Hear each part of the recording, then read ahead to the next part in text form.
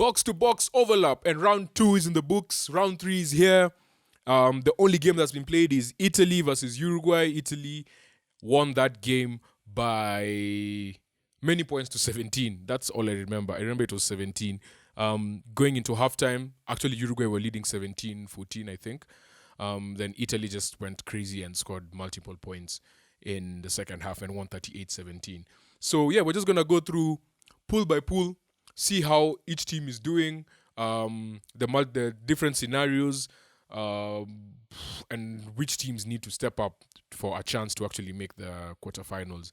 So, first of all, I'm just gonna point out that top 2 go to the quarterfinals, and then number 1 in Pool A plays number 2 in Pool B, number 1 in Pool B plays number 2 in Pool A.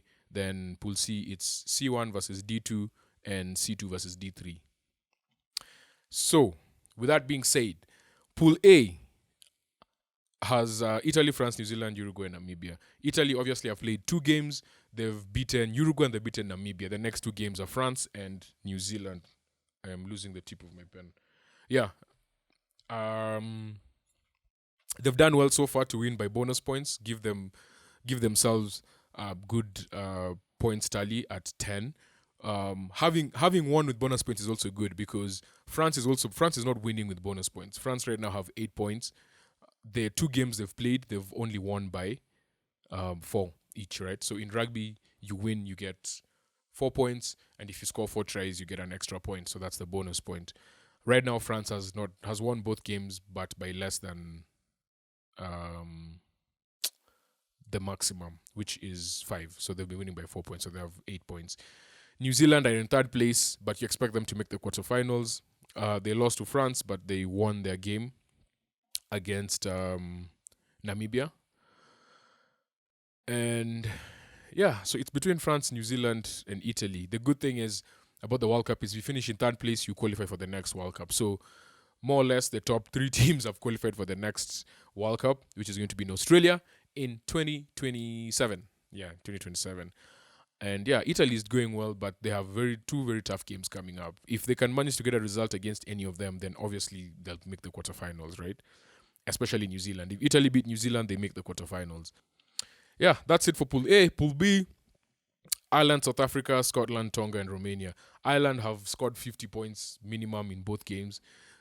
Full complement of 10 points after 2 rounds. South Africa in 2nd place. Obviously, those top 2 meet this coming weekend, and the winner of that game is going to be through to the quarters. Because Scotland right now on 0 points, but they've played 1 game. Then Scotland are going to be playing Tonga, which is also going to be a really tough game for both teams, Scotland have to beat Tonga because Tonga will be looking to win this. Because if out of this group, Tonga right now, if they beat Scotland, right, then they have a very good chance of qualifying for the next World Cup, which is something that is going to put Scotland in a very tricky position where they'd have to actually qualify for the World Cup. But yeah, it's the 3rd place position is a good incentive for those teams that are not going to make the quarterfinals to actually have their strongest squads and actually play and go for it. But here I'm seeing like Ireland and South Africa are clear favorites, and they will definitely go through. It's just a matter of who gets top spot. Then in Pool C, we have Wales, Fiji, Australia, Georgia, and Portugal.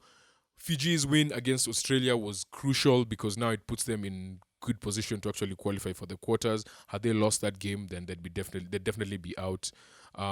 Those 3 teams have more or less qualified for the next World Cup. The next game is Australia versus Wales, which is a must-win for Australia. Wales don't have to win it. They have 10 points from 2 games, but if they win it, it'll be better for them because they, again, will have qualified for the quarterfinals. And then Fiji are actually just have a bye, so that's good. Two tough games they've played already, Wales and Australia, have a bye, and then they meet Georgia and Portugal. So yeah, I think they're in a solid position, and I believe they're firm favorites to actually make the quarterfinals because at this point, for Australia, I'm not seeing they really lack leadership, to be honest. Like not having Michael Hooper, not having Quade Cooper, not having Pete Samu, like it's just it's Fiji is a better team at this point. Fiji is just a better team. I think they're better coached. They've had a coach for longer. Um, Australia have only won one game out of since Eddie Jones took over, and that one game was their win against Georgia in the first round of the World Cup or second round of the World Cup. So yeah, I'm not seeing Australia make it out of this group, but they still have a chance. If they beat Wales, then they put themselves in a good position. And then Pool D, we have England, Samoa, Japan, Argentina, and Chile. Obviously, Argentina lost to England in their first game. England beat Argentina with 14 men, and England also won with a bonus point in the last game against Japan. So they're in good stead. They came into this World Cup with a lot of doubts, but yeah, they're playing well. And then Samoa, they really need a result against Argentina, I feel. Um no, Argentina needed more than Samoa, but if Samoa can get something from the Argentina game, even if it's losing with a bonus point, it makes them it puts them in good position to get that third spot place if they don't end up making the quarterfinals, which might not, like, it's more than likely they won't, because Argentina, they were really rocked last time, and I think they'll step up. They'll show why they're the highest ranked team in this group in the remaining three games. So next game, Argentina plays Samoa and England plays Chile. So Japan have a bye. And yeah, those are our pools so far.